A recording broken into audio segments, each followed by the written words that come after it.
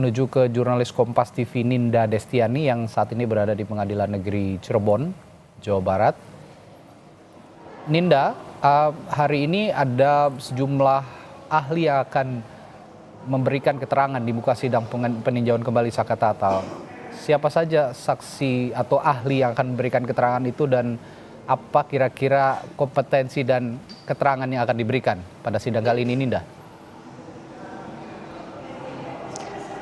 Ya, Radi dan juga saudara, betul untuk sidang lanjutan PK Saka Tatal rencananya di sidang kali keempat ini pihak pemohon yakni Saka Tatal dan juga sejumlah kuasa hukum ini akan menghadirkan sejumlah ahli yang kemudian nanti akan menyampaikan keterangan terkait materinya apa saja yang nantinya akan disampaikan. Kami masih belum mendapatkan informasi pasti dari pihak kuasa hukum, juga ini masih belum memberikan konfirmasi secara pasti. Namun untuk sejumlah ahli tersebut ini sudah dipastikan akan hadir secara langsung di Pengadilan Negeri Cirebon.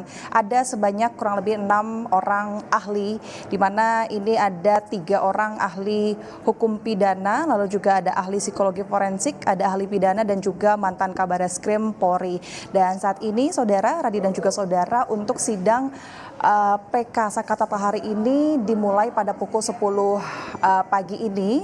Namun memang kalau kami lihat seharusnya ini sudah mulai ya di ruang sidang ini. Dan kondisinya saat ini masih belum dimulai karena kami masih juga belum melihat tanda-tanda kehadiran dari pemohon yakni pihak Saka Tatal maupun juga pihak kuasa hukum.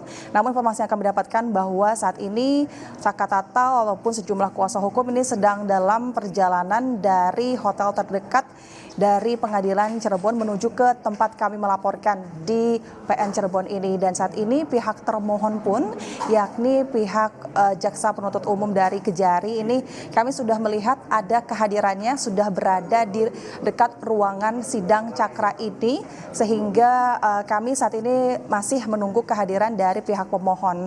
Adapun kemudian nanti agendanya ini adalah merupakan penyampaian keterangan dari ahli ataupun sejumlah ahli yang dihadirkan oleh pihak Saka Tatal.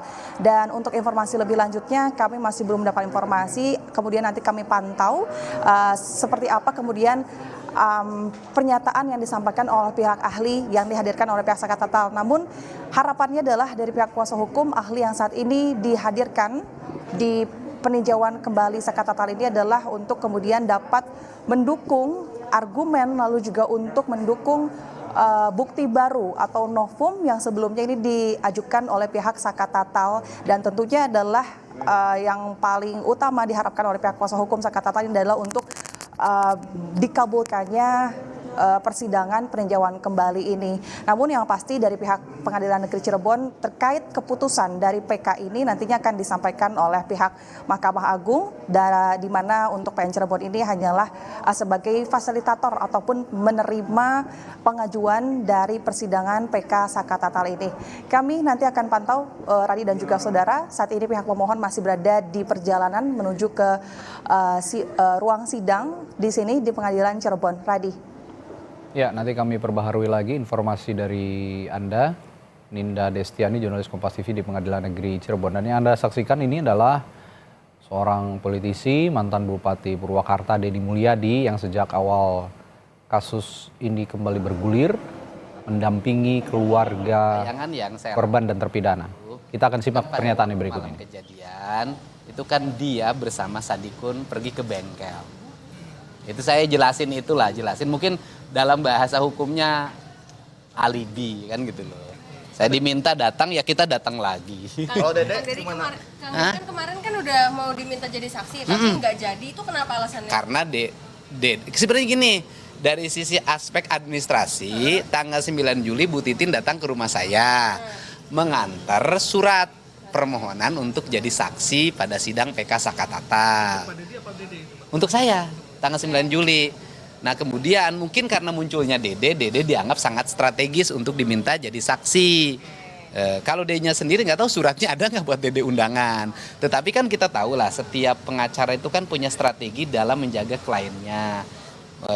Dede dipersiapkan untuk menjadi saksi PK 7 terpidana gitu kan, yang akan dalam waktu dekat menurut pengacaranya akan segera disampaikan ke Mahkamah Agung gitu.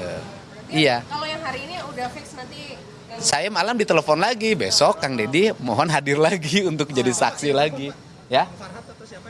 Bang Farhat, Bu Titin telepon. Ya saya datang lagi aja. Kalau saya kan gini deh, posisi saya itu memang kan bukan orang yang mengetahui peristiwa 2016.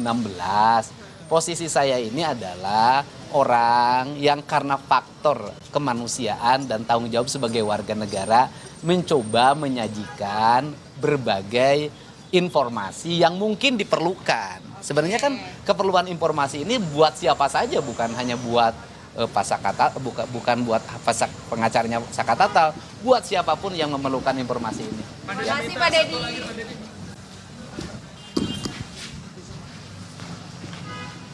Makasih Kak. Ada ya? Ya. Sidang tiap hari capek nggak Kak? Ya, sampai ya sampai.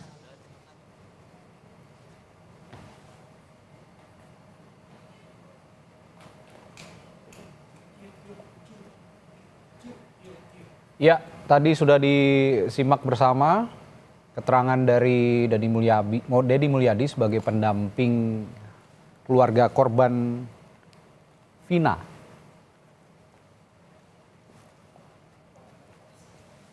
Dan tadi juga sudah kita saksikan bersama kuasa hukum dari Sakatatal Farhat Abbas sudah juga hadir di Pengadilan Negeri Cirebon. Sambil menunggu jalannya sidang, kita juga akan simak dulu ini pernyataan dari para kuasa hukum Sakatatal berikut ini.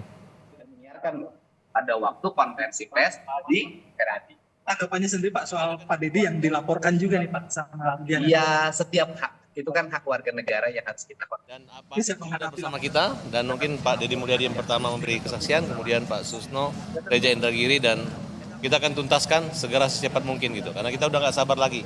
Ingat yang menjadi catatan bahwa kita nggak menggeser dari peristiwa pembunuhan berencana dan pemerkosaan menjadi kecelakaan, karena dari awal memang disidik kecelakaan. Berarti awal polisi yang profesional mengatakan itu kecelakaan dengan teknik-teknik kepolisian, kok tiba-tiba berubah jadi pembunuhan. Sedangkan Rudiana menangkap tanpa ada surat perintah penyelidikan dan tanpa ada surat penangkapan. Jadi ini merupakan satu penindasan, penganiayaan. Justru kita perdalam bahwa pernah ada telah diumumkan terjadinya kecelakaan lalu lintas. Ketika itu digeser atau bagaimana dan sebagainya, kita nggak ngerti kenapa itu terjadinya pembunuhan, maka kita akan perdalam. Kita akan perdalam bahwa pernah ada loh rilisnya polisi mengumumkan itu adalah kecelakaan. Betul nggak Bu Titin ya? Itu kecelakaan. Nah, lalu saksi-saksi yang kemarin kita hadirkan juga, makin yakin kita bahwa ini adalah kecelakaan. Bukan terjadinya pembunuhan. Oke, bagus. Ngomong dikit bagus. Ya bagus. Ya, itu ketika seseorang ditangkap belum apa-apa kemudian dipukulin, itu namanya main hakim sendiri, Man. Sedangkan penjahat saja ketika ditangkap itu tidak boleh dipukulin. Apalagi meminta keterangan dengan cara memukulin, itu sangat tidak benar.